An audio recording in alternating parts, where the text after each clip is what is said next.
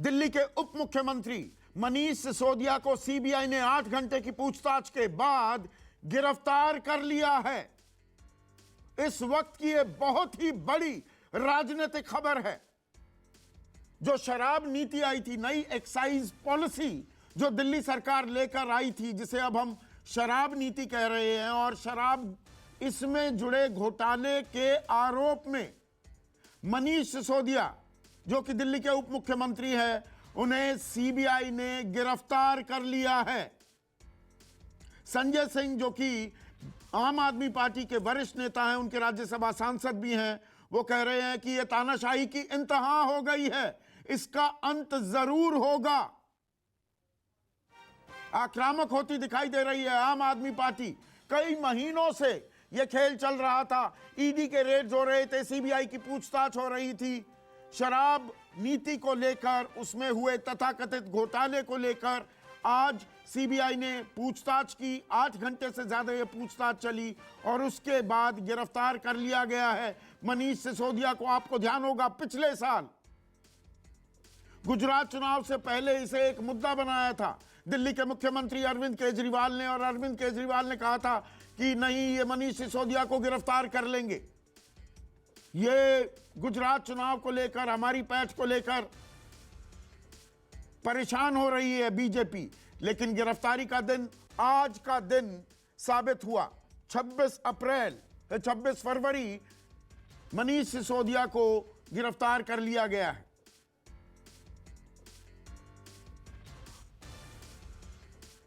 मेरे साथ मेरे सहयोगी प्रशांत देव जुड़े हुए हैं, सीबीआई मुख्यालय के बाहर हैं, और आम आदमी पार्टी के दफ्तर के बाहर अमित पांडे भी हैं। क्या कुछ जानकारी मिल पाई है? यह मामला कई महीनों से चल रहा था। जो उपराज्यपाल हैं वीके सक्सेना, उन्होंने इस बात की मंजूरी भी दे दी थी सीबीआई को पूछताछ करने के लिए, मामले की तहकीकात करने के लिए। आज जो ये 8 घंटे पूछताछ हुई है और उसमें क्या सवाल पूछे गए और किस बिना पर अब गिरफ्तार किया गया है मनीष सिसोदिया को? प्रशांत,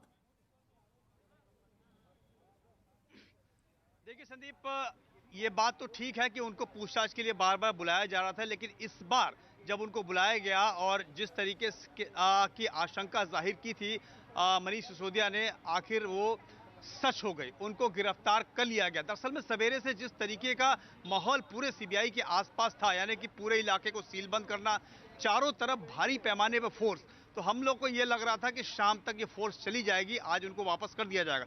लेकिन जब ड्यूटी चेंज होकर फोर्स दोबारा बहुत ज्यादा आ गई और जो लोगों को डिटेन किया गया था वो लोग डिटेन थे, जो भी आम आदमी पार्टी के नेता कार्यकर्ता थे, तो अंदाजा लग गया था कि कुछ न कुछ होना है। आखिरकार सीबीआई ने उनको गिरफ्तार कर लिया।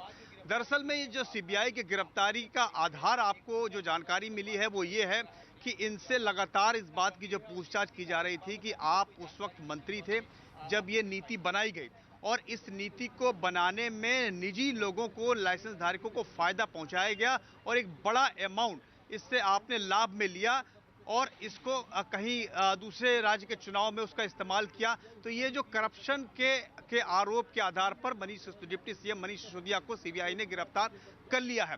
दरअसल में गिरफ्तारी तब की जाती है जब कोई आरोपी जांच में सहयोग नहीं करता। ये ग्राउंड कल अदालत में दिया जाएगा और अपनी तहकीकात, अपनी रिपोर्ट्स, अपनी जांच पड़ताल को अदालत के सामने सीबीआई रखेगी और बताएगी। जहां तक मुझे लग रहा है कि सीबीआई इसमें आगे रिमांड भी मांगेगी कि हमको कस्टोडियल इंट्रोगेशन की जरूरत है, ये जांच में सहयोग नहीं कर रहे हैं, जो जिस तरह के आधार दिए जाएंगे अदालत में आगे रिमांड लेने के लिए। तो जो मूल आधार था वो यही था कि भ्रष्टाचार हुआ है, जिसकी जांच सीबीआई कर रही थी और इसमें मुख्य भूमिका मनीष सिसोदिया की थी। जो तमाम लोग, वो मंत्री कंसर्न भी थे, उन्हीं का मंत्रालय था जो ये आबकारी नीति बनाई गई। मेरे साथ आम आदमी पार्टी के राष्ट्रीय प्रवक्ता, उनके विधायक भी हैं, सौरभ भारद्वाज जुड़ गए हैं। सौरभ भारद्वाज, आप ही के सहयोगी संजय सिंह इसे तानाशाही की इंतहा बता रहे हैं। अगर भ्रष्टाचार हुआ है, ऐसा सीबीआई को लगता है, गिरफ्तारी होती है, तो इसे कानून की प्रक्रिया के तौर पर क्यों नहीं देखते आप? देखिए सर, कानून की प्रक्रिया से तब देखा जाता अगर ये स्क्रिप्ट जो है हमने पहले बताई ना होती। ये एक पटकथा है, ये स्क्रिप्ट है जिसको जो है भारतीय जनता पार्टी के मुख्यालय में लिखा जाता है। इस स्क्रिप्ट के बारे में हमने पहले ही बताया कि 1 साल पहले हमने अपने मीडिया के मित्रों को प्रेस कॉन्फ्रेंस करके बताया था कि देखिए साहब, सत्येंद्र जैन को गिरफ्तार किया जाएगा। लोगों ने कहा कि हम झूठ बोल रहे हैं, हम अफवाह फैला रहे हैं, हम सहानुभूति बटोर रहे हैं, मगर हुआ बिल्कुल वही कि सत्येंद्र जैन साहब को गिरफ्तार किया गया। हमने कुछ महीने पहले बताया कि अब तैयारी चल रही है मनीष सिसोदिया जी की गिरफ्तारी की। लोगों ने कहा कि हम झूठ बोल रहे हैं।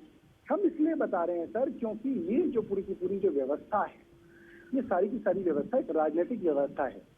एक समय था जब सीबीआई, ईडी, सेबी ये संवैधानिक संस्थाएं हुआ करती थी, ये एक इंस्टीट्यूशन थे जिनकी न्यूट्रलिटी के ऊपर शक कम किया जाता था।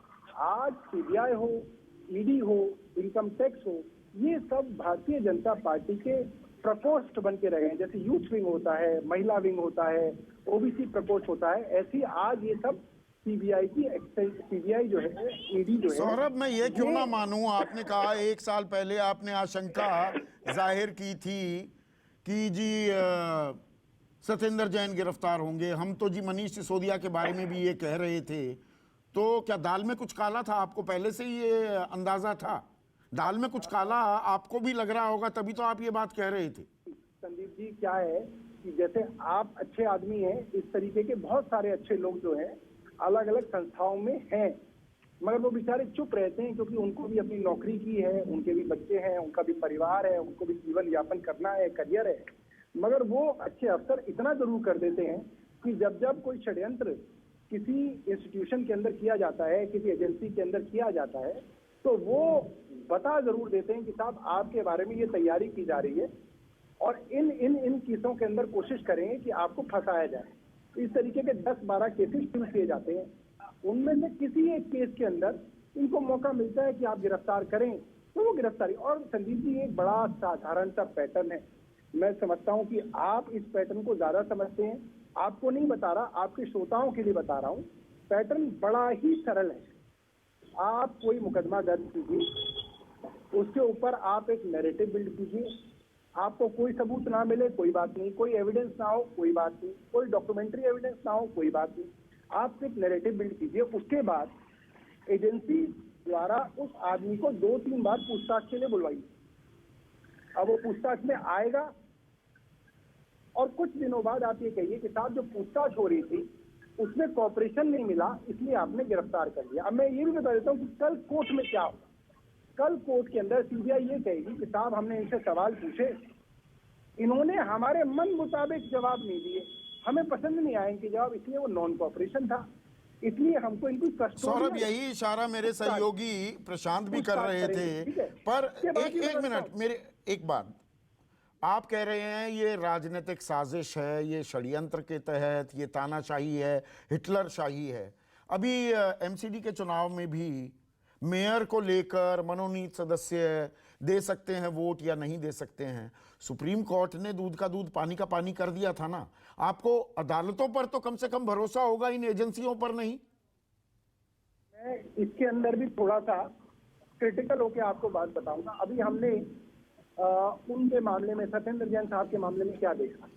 हमने ये देखा कि जब एक लोअर कोर्ट सत्येंद्र जैन साहब को रिलीफ देने वाली थी, तो केंद्र सरकार ने उस लोअर कोर्ट की जज साहिबा को ही बदलवा दिया। आप सोचिए कि कभी ऐसा सुना नहीं गया कि कोर्ट के जज बदले जाएं, और उसके लिए फिर हम जब हाई कोर्ट गए तो वहां पे केंद्र सरकार ने पूरी ताकत लगा दी ये दिखाने के लिए कि नहीं साहब, ये जज जो है बदलनी बहुत जरूरी है, इनका तो कॉन्फ्लिक्ट ऑफ इंटरेस्ट हो गया है। जबकि वो जज जो है सबसे अच्छी जजेस के अंदर उनकी गिनती की जाती है। अब मैं आपको बड़ी अदालतों के बारे में बताऊं संदीप जी, मैं अपनी बात जो बता रहा था उसी में इस बात को भी जोड़ूंगा। सबसे पहले ये कहेंगे कि साहब हमको कस्टोडियल इंटेरोगेशन चाहिए, क्योंकि सवालों के जवाब नहीं आ रहे। कोर्ट इनको 1 हफ्ते की इंटेरोगेशन की वो दे देगी। उसके बाद ये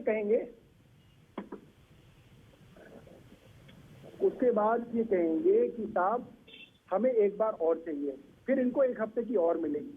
उसके बाद ये कहेंगे साहब ये बहुत बड़े मंत्री हैं, बहुत बड़े इन्फ्लुएंसर हैं, अगर इनको छोड़ दिया गया तो ये बाहर गवाहों को जो है दबाव डाल सकते हैं, इसलिए हमको इनकी जुडिशियल कस्टडी चाहिए। जब तक हमारी इन्वेस्टिगेशन पूरी ना हो तब तक जो है जुडिशियल कस्टडी में रहेंगे। उसके बाद इनकी एक चार्जशीट दूसरी चार्जशीट, तीसरी सप्लीमेंट्री चार्जशीट, उनकी चार्जशीट जब तक आती रहेगी तब तक ये मनीष सिसोदिया जी को जो है जेल में ही रखेंगे। आप मेरा अगला सवाल एंटिसिपेट कर रहे हैं सौरभ, क्योंकि सत्येंद्र जैन अगर जमानत देनी थी, अदालत जमानत अभी तक क्यों नहीं दे रही है? आपको मालूम था मैं अगला सवाल यही पूछूंगा। चलो भाई, आईटीओ सर, अब मैं आपकी जब सवाल का जवाब देता हूँ। सर ऐसा होता है कि आप सीधा बड़ी अदालत में नहीं जा सकते। आप सीधा बड़ी अदालत में जाएंगे तो अदालत कहेगी साहब जो कोर्ट आपका केस सुन रहा है आप उसके आगे बिल लगाइए। अब हम लोअर कोर्ट में जब बिल लगाएंगे तो लोअर कोर्ट के अंदर जो एजेंसी है वो कहेगी कि साहब हम अभी इन्वेस्टिगेट कर रहे हैं, कई लोग हैं जो इनके खिलाफ बोलने के लिए तैयार हैं, हमारी इन्वेस्टिगेशन बिल्कुल जो है फाइनल स्टेज पे है, आप हमें 1 महीना दे दीजिए। ऐसे ऐसे करके कुछ महीने बिताए जाएंगे, फिर आपका लोअर कोर्ट जो है आपकी बेल सुनेगा। लोअर कोर्ट जब बिल रिजेक्ट करेगा तो आप हायर कोर्ट में जाएंगे। नहीं, मैं समझ गया। तो आप ये कह रहे हैं कि ये राजनीतिक षड्यंत्र आपके खिलाफ रचा जा रहा है, केंद्र के इशारे पर एजेंसीज काम कर रही हैं। बीजेपी के वरिष्ठ नेता, उनके लोकसभा सांसद भी हैं, रमेश बिधूड़ी भी मेरे साथ जुड़ गए हैं। रमेश बिधूड़ी, आम आदमी पार्टी कह रही है कि उप मुख्यमंत्री मनीष सिसोदिया को जो गिरफ्तार किया गया है ये तानाशाही की इंतहा है, तानाशाही कर रहे हैं आप। देखो, ये जो बार बार क्या करते हैं, 0 9 से टकराएगी तो 9 का नुकसान होगा। ये बार बार हर चीज को देश के प्रधानमंत्री से जोड़ते हैं। इनको मालूम है कि अब इनके लिए कोई बचाव का वो रास्ता है ही नहीं। ये एजेंसियों पर तो क्वेश्चन मार्क लगाएंगे, इसमें तानाशाह कहां से होगी? ये बताएं कि इन्होंने किसी भी कॉन्ट्रैक्टर को बिल्कुल 30 करोड़ रुपए उसके वापस नहीं दिए थे। ठेका खोलने का एयरपोर्ट अथॉरिटी ऑफ इंडिया ने एनओसी नहीं दी थी तो उसके सिक्योरिटी के पैसे क्यों लौटा दिए? वो सरकार जनता का पैसा था, इनके बाबू का पैसा था क्या? इन्होंने इस शराब माफिया के हर कैरेट पे 50 रुपए किस आधार पर, कौन से? मैं अभी रमेश बिधूड़ी उस डिटेलिंग में नहीं जा रहा हूं, वो डिटेलिंग बहुत है, वो तो अदालत के सामने जाएगी। आम आदमी पार्टी कहती है L1 L2 वाला खेल था, अब वो लोअर बिडर हो गया तो उसके पैसे वापस देने का हमने फैसला किया था।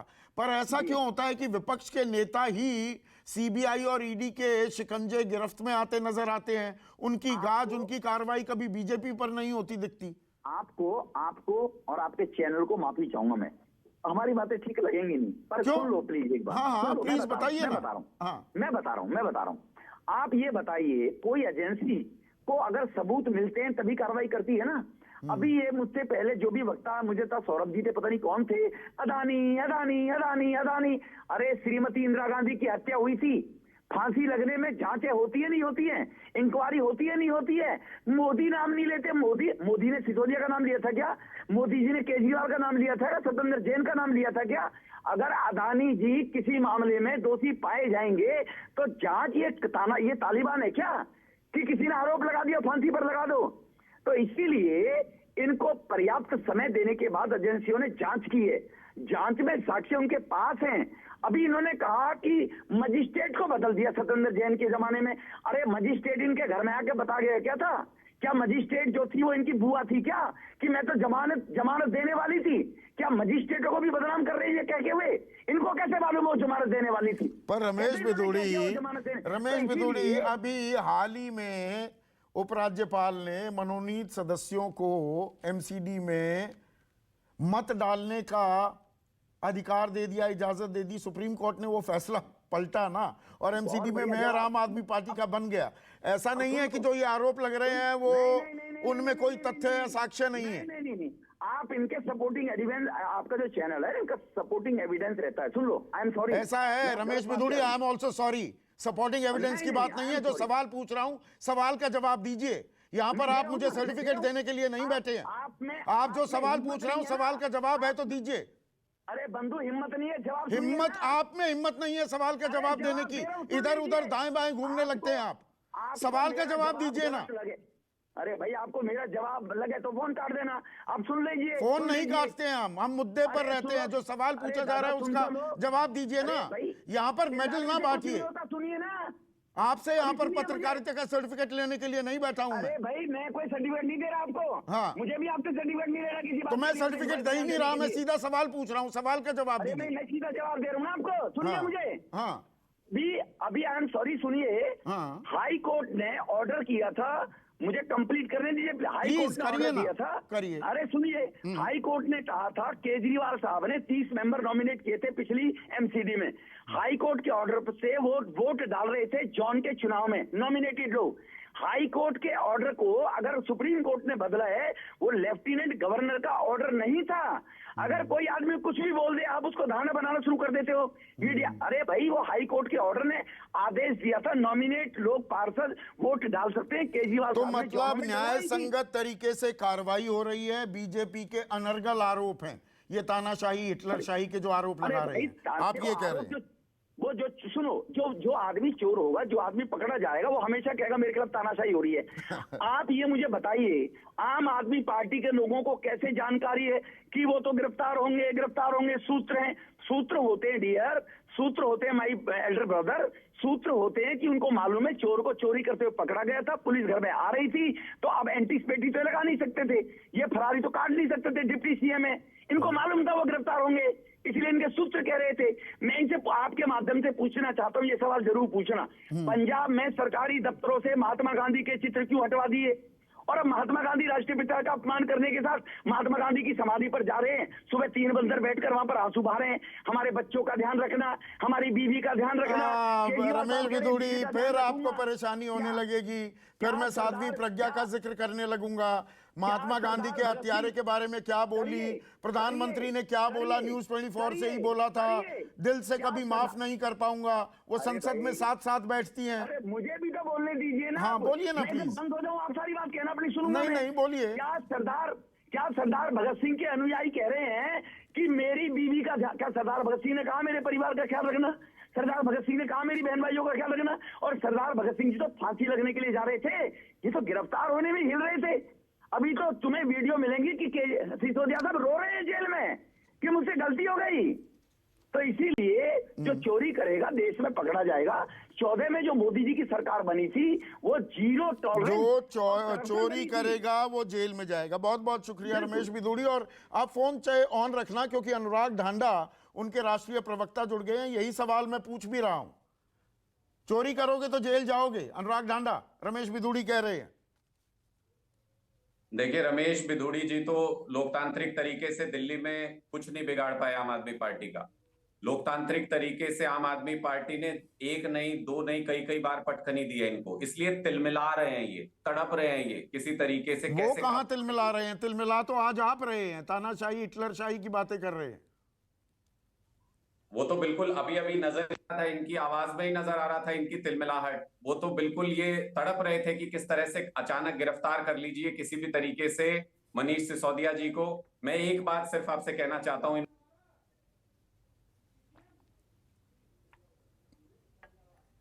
इन्होंने शहीद भगत सिंह जी का जिक्र किया, कहना चाहता हूं कि वो भी ऐसे ही मुस्कुराते मुस्कुराते जेल गए थे, वो भी ऐसे ही मुस्कुराते हुए फांसी का फंदा झूल गए थे, क्योंकि उनको पता था कि उनके जाने से देश में वो अंग्रेजी हुकूमत के साथ लड़ रहे थे। ये कंपैरेबल एग्जांपल्स नहीं है अनुराग। यहाँ शराब नीति में घोटाले के आरोप में जेल भेजा गया है। वो देश के लिए नहीं लड़ रहे मनीष सिसोदिया, आरोप वो नहीं है।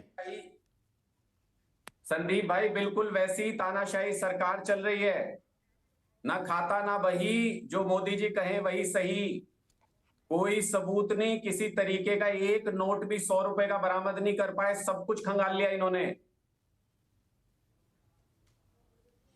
आपके कनेक्शन में दिक्कत आ रही है अनुराग, और मुझे अपने सहयोगी अमित के पास भी जाना है। अमित, अब ये राजनीतिक जंग तो चल रही है, आम आदमी पार्टी बीजेपी को हिटलरशाही के लिए जिम्मेदार बना रही है। वो कह रहे हैं चोरी करोगे तो जेल में जाओगे, पर ये खेल काफी लंबा चल रहा था और अब ये और लंबा खिस्ता दिख रहा है।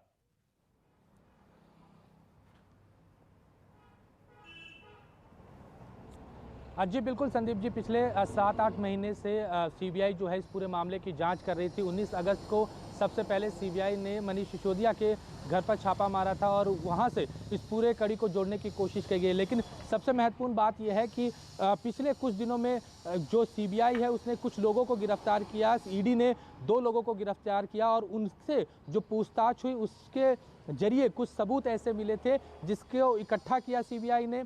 और इनके जो एक महत्वपूर्ण व्यक्ति हैं राजेश जोशी, उसकी जब सीबीआई ने गिरफ्तारी की उसके साथ पूछताछ किया गया तो कई ऐसी चीज़ें सामने निकल के आई जिसके बाद सीबीआई को इस बात का कॉन्फिडेंस हो गया कि अब मनीष सिसोदिया से इस पूरे मामले में दोबारा से पूछताछ करनी चाहिए। और यही वजह थी कि 2-3 हफ्ते पहले हमने देखा था कि दिल्ली के जो सेक्रेटेरिएट का ऑफिस है मनीष सिसोदिया का, वहाँ पर भी सीबीआई के अधिकारी पहुँचे हुए थे और उन्होंने कुछ डॉक्यूमेंट्स की तलाशी की, कुछ डॉक्यूमेंट्स जब्त किया और उनका एक डेस्कटॉप जब्त किया। तभी से कहीं ना कहीं पार्टी को और सरकार को इस बात का अंदेशा होने लगा था कि दोबारा से इस मामले पे सीबीआई जो है वो तेज़ी से जांच कर रही है और कहीं ना कहीं कड़ी जो है मनीष सिसोदिया से जोड़ने की कोशिश की जा रही है। और यही वजह है कि जब पिछले हफ्ते सीबीआई ने मनीष सिसोदिया को पूछताछ के लिए बुलाया तो आम आदमी पार्टी ने साफ तौर पर कह दिया कि आज गिरफ्तारी होगी और 1 हफ्ते का एक्सटेंशन मांगा क्योंकि दिल्ली का बजट आने वाला था और उसकी तैयारी जो है मनीष सिसोदिया कर रहे थे। और आज जब सुबह मनीष सिसोदिया निकले तो उनके चेहरे पर कहीं ना कहीं वो भाव साफ तौर पर देखने को मिल रहा था, उनके अंदर इस बात का अंदेशा साफ तौर पर था। यही वजह है कि वो अपने परिवार के बारे में जब बातचीत कर रहे थे तो वो भावुक हुए, उनका गला जो है वो भर गया और वो इस बात को मान रहे थे कि शायद आज जब वो सीबीआई दफ्तर जाएं तो दोबारा वो सीबीआई दफ्तर से लौट करना है। और यही वजह है कि इस तरह की अपील और इस तरह का जो तस्वीरें हम सुबह से देख रहे हैं वो उसका होने का यही सबसे महत्वपूर्ण वजह था।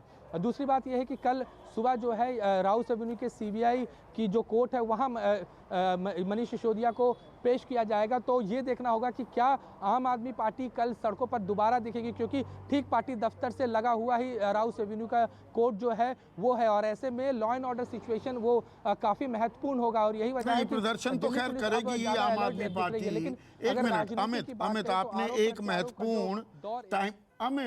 आपने एक महत्वपूर्ण टाइमलाइन रखी है।